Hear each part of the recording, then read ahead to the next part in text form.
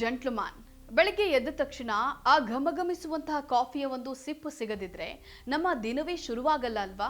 ಆದರೆ ಇವತ್ತು ಜಗತ್ತಿನಾದ್ಯಂತ ಪ್ರತಿ ಸೆಕೆಂಡಿಗೂ 25,000 ಕಪ್ಗಳಿಗಿಂತಲೂ ಹೆಚ್ಚು ಕುಡಿಯಲ್ಪಡುವಂತಹ ಈ ಕಾಫಿ ನಮ್ಮ ಕೈಗೆ ಹೇಗೆ ಬಂತು?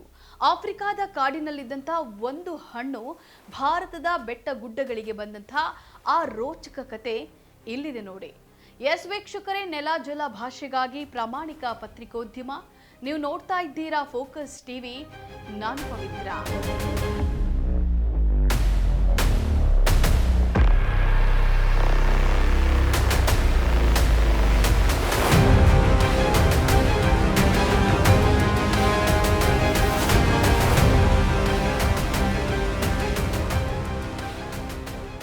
ಕಾಫಿಯ ಇತಿಹಾಸ ಒಂದು ಮ್ಯಾಜಿಕಲ್ ಪಯಣ. ಇದು ಶುರುವಾಗಿದ್ದು ಕುರಿಗಳಿಂದ ಅಂದ್ರೆ ನೀವು ನಂಬ್ತೀರಾ? ಹೌದು, ಈಸ್ಟ್ ಆಫ್ರಿಕಾದ ಇಥಿಯೋಪಿಯಾದಲ್ಲಿ ಕಾರ್ಡಿ ಅನ್ನುವಂತಹ ಕುರಿಗಾಹಿ ಇದ್ದ. ಒಂದು ದಿನ ಅವನ ಮೇಕೆಗಳು ಕಾಡಿನಲ್ಲಿದ್ದಂತಹ ಕೆಂಪು ಬಣ್ಣದ ಹಣ್ಣುಗಳನ್ನು ತಿಂದ ಮೇಲೆ ವಿಚಿತ್ರವಾಗಿ ಕುಣಿಯೋಕೆ ಶುರು ಮಾಡಿದ್ವು. ಅಷ್ಟೇ ಅಲ್ಲ, ರಾತ್ರಿ ಇಡೀ ಮೇಕೆಗಳಿಗೆ ನಿದ್ರೆಯೇ ಬರಲಿಲ್ವಂತೆ. ಕುತೂಹಲದಿಂದ ಕಾರ್ಡಿ ಕೂಡ ಆ ಹಣ್ಣನ್ನ ತಿಂದ. ಅವನಲ್ಲೂ ಕೂಡ ಎನರ್ಜಿ ತುಂಬಿ ಬಂತು.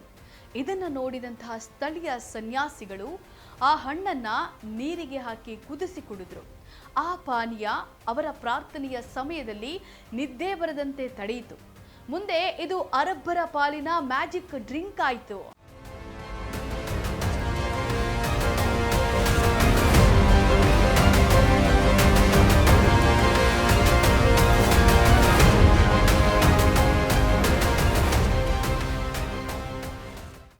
ಹದಿನೈದನೇ ಶತಮಾನದ ವೇಳೆಗೆ ಇಥಿಯೋಪಿಯಾದಿಂದ ಯಮನ್ ದೇಶಕ್ಕೆ ಕಾಫಿ ತಲುಪ್ತು.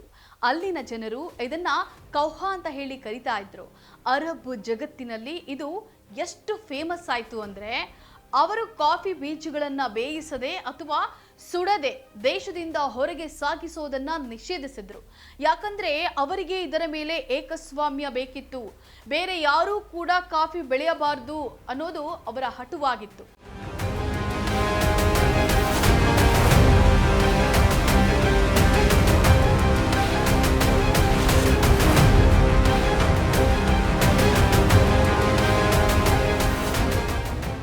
ಸಾವಿರದ 670ರಲ್ಲಿ ಇತಿಹಾಸ ಬದಲಾಯಿತು. ಭಾರತದ ಬಾಬಾ ಬುಡನ್ ಅನ್ನುವಂತಹ ಸೂಫಿ ಸಂತರು ಮಕ್ಕ ಪ್ರವಾಸಕ್ಕೆ ಹೋಗಿದ್ದಾಗ ಯಮನ್ನಲ್ಲಿ ಕಾಫಿ ಕುಡಿದು ಫಿದಾ ಆದ್ರು.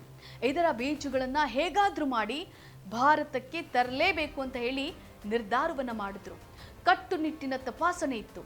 ಆದರೆ ಬಾಬಾ ಬುಡನ್ ಅವರು 7 ಕಾಫಿ ಬೀಜಗಳನ್ನ ತಮ್ಮ ಗಡ್ಡದಲ್ಲಿ ಅಡಗಿಸಿಟ್ಟುಕೊಂಡು ಭಾರತಕ್ಕೆ ತರುತ್ತಾರೆ. 7 ಅನ್ನೋದು ಇಸ್ಲಾಂ ಧರ್ಮದಲ್ಲಿ ಪವಿತ್ರ ಸಂಖ್ಯೆ. ಅವರು ಸಮುದ್ರ ದಾಟಿ ನೇರವಾಗಿ ಬಂದದ್ದು ನಮ್ಮ ಕರ್ನಾಟಕದ ಚಿಕ್ಕಮಗಳೂರಿಗೆ.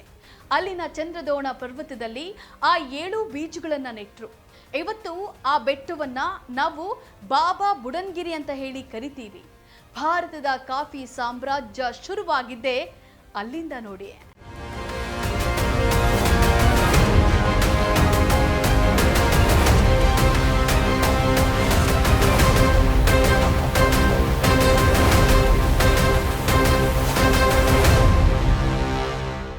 ಮುಂದೆ 18ನೇ ಶತಮಾನದಲ್ಲಿ ಬ್ರಿಟಿಷರು ಬಂದಾಗ ಇದನ್ನ ವಾಣಿಜ್ಯ ಬೆಳೆಯಾಗಿ ಬದಲಾಯಿಸಿದ್ರು.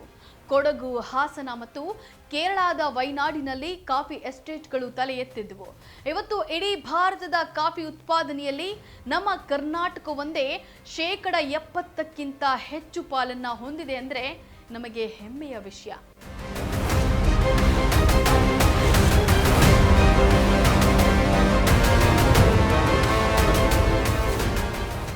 ಸೊ ಪ್ರತಿ ಬಾರಿ ನೀವು ಕಾಫಿ ಕುಡಿಯುವಾಗ ನೆನಪಿಡಿ, ಆ ಕಪ್ನಲ್ಲಿ ಇಥಿಯೋಪಿಯಾದ ಮೇಕೆಗಳ ಕುಣಿತ ಇದೆ, ಅರಬ್ಬರ ರಹಸ್ಯವಿದೆ ಮತ್ತು ಬಾಬಾ ಬುಡನ್ ಅವರ ಸಾಹಸವಿದೆ. ಈ ಮಾಹಿತಿ ನಿಮಗೆ ಇಷ್ಟವಾಗಿದ್ರೆ ಕಾಮೆಂಟ್ ಮಾಡಿ ಮತ್ತು ನಿಮ್ಮ ಕಾಫಿ ಪ್ರಿಯ ಸ್ನೇಹಿತರಿಗೆ ಈ ವಿಡಿಯೋ ಶೇರ್ ಮಾಡಿ. ಇದಾಗಿತ್ತು ಈ ಹೊತ್ತಿನ ನ್ಯೂಸ್ ಅಪ್ಡೇಟ್ಸ್. ನೆಲ ಜಲ ಭಾಷೆಗಾಗಿ ನೋಡ್ತಾ ಇರಿ ಫೋಕಸ್ ಟಿವಿ.